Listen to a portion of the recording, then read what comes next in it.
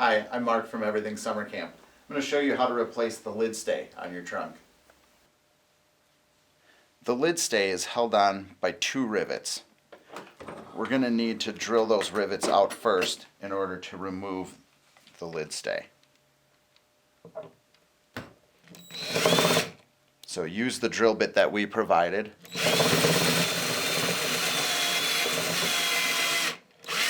You'll notice that the drill bit tends to get stuck as you're doing this. Just retighten the chuck on your drill.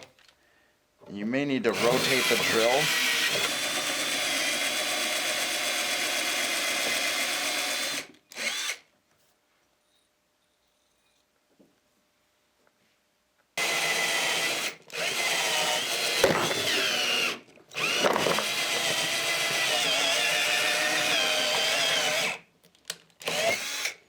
All right, we finally got both rivets out.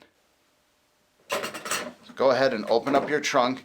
Just do it slowly because there's no lid stay there anymore. So the lid's going to want to swing freely.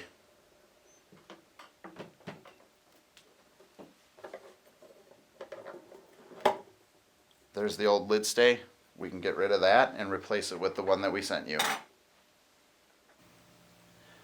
So use one of the included nuts and just put that hand tight onto the top machine bolt. Take the other nut, attach it to the bolt on the base of the trunk. Hold that nut using the wrench provided, and then tighten the machine bolt using a Phillips screwdriver.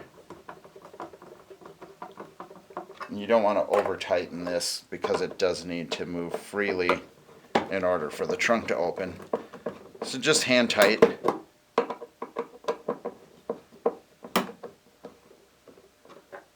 And there you go. You just replaced your lid stay.